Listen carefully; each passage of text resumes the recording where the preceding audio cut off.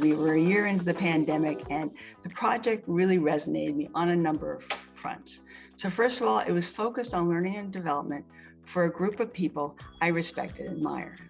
So the second thing that came to me was that I understand volunteers and managers sometimes don't get the support that they need to do their work. This gives you the opportunity to learn in little chunks, which is always great, and to learn what you need when you need it. So I think that's great. You're in more control. And I've also learned from leading teams of volunteers, presenting and training and being a presenter at a Pavro conference with an audience full of volunteer managers and coordinators, that there are different skills and approaches needed for this type of role. COVID especially hit the volunteer organizations and sectors hard, and it's made the jobs of volunteer managers and coordinators all that more difficult. As someone who had a masterclass subscription during the first year of COVID, I love the idea of actually having this type of learning for managers. I don't know, I didn't think really about me being the trainer on the course in the video, but I thought it was a great way of doing it. Like part of my faith, part of my own sense of being, part of the diversity, equity, and inclusion work I do, a big pillar is giving back to community. And so when I saw this, I thought, what an amazing platform, what an amazing idea. I'm so glad that they're putting this together. And I thought, I want to be a part of it. I want to be a part of this lab that really is accessible to all, and then providing, short courses for folks to learn. And so, yes, while, a lot of the stuff I do is around strategy or workshops or training and development, this is sort of like a permanent course until terms and everything changes, but a permanent course for at least, 5 to 7 years where folks can engage in it, come back to it. It was really a way to build community and to share my knowledge, because I think that there is no sense of having the knowledge or the expertise I have without sharing it with everybody. The main thing that Amanda and I thought about when joining this was, I think, the existing partnership that we had with Volunteer Toronto. So for a bit of context, Amanda and I worked on creating a playbook with Volunteer Toronto to help with this pilot model. So when we were designing this pilot model in terms of, how can we design effective programs to empower youth, we partnered with Volunteer Toronto for a huge part of it. And this actually wrapped up pretty close to around the time where the Volunteer Lab started. So that was a huge reason why. Yeah, I think another big reason why we were drawn to this as well is Budgets for Change has always been about getting youth involved in volunteering and in nonprofit organizations. And in the last couple of years has really been about getting youth voices heard in kind of volunteer planning. And so we were like, oh, what is and that was a big piece of our playbook as well. And what's a better way to do that than through kind of the Volunteer Lab and being able to speak with volunteer managers at this scale. So that was also really big for us to be able to get kind of the youth voices heard through this playbook. And we did get a chance to do the playbook through the pandemic. So we actually got a chance to test it through COVID of how would pilots work. So really kind of stars aligned and really great opportunity here. When I saw it come up, I was really excited. It was for a selfish reason, but also a communal one as well. The selfish reason was because I can polish up my skills and my presenting skills, speaking skills, all that great stuff. And I just figured I could use it in my day-to-day, so why not? The more communal reason was, I've been doing this kind of work in the sector for over 17 years, and I knew immediately that I have some knowledge to share. And so when I started learning about how to build in a succession plan for your volunteer committees, I knew that was like a nice little secret sauce or a little magical key. And I knew if I can make copies of this key and share it out with everyone, I think it's going to help people in their work and just make their volunteer programs that much more successful. And I too, COVID hit. I was completely affected by that, had gone through a layoff, all that fun stuff. As we all know, events were, put to shut down and close.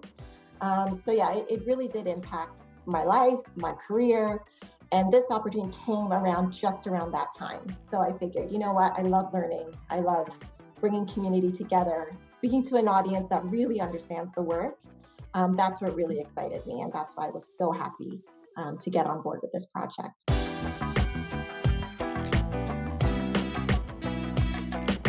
We usually aren't planning out a detailed 30 to 45-minute video course of us just talking and our volunteers will just listen. So it was a lot of reframing that thinking.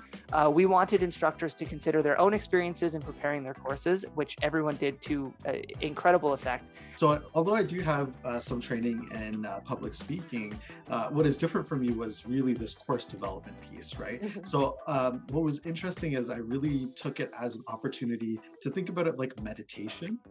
In meditation, you think about a concept over and over again and just really take it in. And so each step of the process really was, hey, what's your point? And kind of we started with that, what do we want to do? What's your inspiration for this? Why do you think this is important? What value do you bring to the table on this? And so that helped us to put the values on the table to set up for the whole process. Right. And this is what Volunteer Toronto has outlined helped me to do. The other part was the media coaching, which was from Phil, which was really great. And I had an opportunity to sit with him, and he gave some really good tips and tricks to keep in mind, which when I'm not filming in my everyday, yes, we're on Zoom calls a lot, but I'm not filming in everyday life. And so it was good to get that media coaching to kind of say, here's some tips to keep in mind. Here's how it'll make a better and a more effective way to get your point across. And not only that, as part of my experience, what was really neat is the invitation to share my background and not shy away from talking about my personality as part of the course development as well. So that's, I think, something that is going to be unique to this, is that Volunteer Toronto is also on this journey of inclusion and greater opportunities for people of differing perspectives and opportunities, and sharing those at the table. So I think that the courses that people are going to be developing and that are developed with this cohort as well is something that'll be important for our conversations, for us to continue some of these conversations at the table, but create more expansive tables to invite other people in and share their voices, building on what other people have learned as well. So in the end, I really had confidence in the outcome because of all this support from Volunteer Toronto. So when I was developing this course 1 year into the pandemic, I knew not only was I going through a lot of change, but everybody was going through change on all levels. It's important for everybody to know it's about meeting volunteers where they're at. Not where we think they should be, not where they were a year ago, 5 years ago, but where they're at. So I wanted to help volunteer managers and coordinators, give them some tools to enable them to be more comfortable with talking to volunteers about their feelings, about their emotions and their concerns as they navigate through change now, as we continue to navigate through change, and as we're going to navigate through change for the rest of our lives. Hopefully, my goal is that they take away things that they can use now, they can use them in the future, and they can use them in their personal life as well. That was really important for me. I think what makes Volunteer Toronto different is the collaborative process. I've never found a team that's easier to work with. That was really key.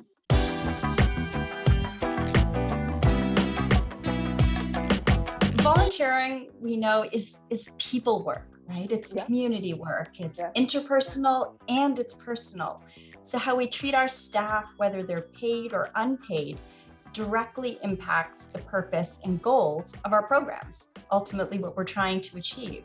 So now more than ever, and I think it's been brought to light in the last 2 years now more than ever, the importance of wellness options and wellness programming for all workers, whether they are paid or unpaid. But in particular for the volunteer sector, I think it ties in a different way because it has to ultimately do with how we retain and deploy our volunteers. We know that their paycheck is how they are treated, how they feel, and if they're fulfilling their goals and their purpose in their volunteer role, right? So I think this is one of the first places that we land when we start to think about how to sustain the future of volunteerism in our communities by addressing wellness and burnout and mental health. And what I loved about the Volunteer Lab project and this platform is that any of the topics, not just my own, will touch on this somehow. So the lab in itself is such a great launching pad for to consider, wellness programming for our unpaid staff, our volunteers, because it's more and more going to become more and more relevant to the kinds of programming that we put out and ultimately the kind of people that we're all trying to support. I think into the future, I think there's a lot of potential for the world of volunteer engagement, not just us as volunteer engagement professionals, but also volunteer leaders, community leaders, board members, and more.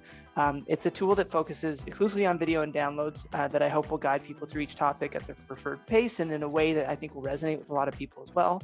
And then, of course, the peer-to-peer nature is really fantastic. I mean, there might be folks joining us on this panel today who might think, hey, I have an interesting idea that might be a good fit. And if that's the case, reach out to us. I know I'm speaking for the Volunteer Toronto team here, but we are planning for future courses as well. So I think there's more potential for more of that peer-to-peer approach and to kind of address new ideas that arrive.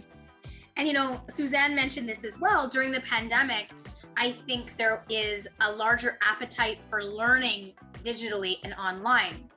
And for many folks, they say to me, Shaliza, how do we learn about diversity, equity, and inclusion without coming to a session or without being part of an organization? And I think this is what the Volunteer Lab does.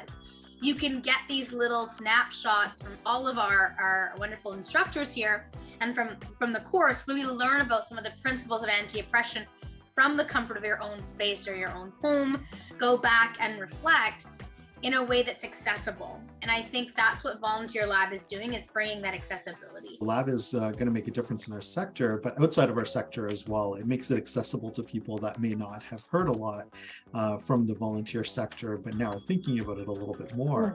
As we've learned in the last couple of years, the online world is here, but it's also become more accessible.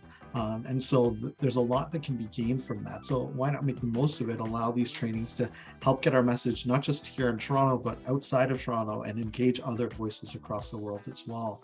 I visited a .com, not going to say the name, famous .com company in the US when I was visiting a few years ago, and they had a random skeleton of a T-Rex on site, and I was very confused by it. And, this may not be the official explanation, but the person who worked there said, the reason that it's here, it's to remind us that if we're not willing to evolve, that we're going to go extinct, just like the T-Rex did.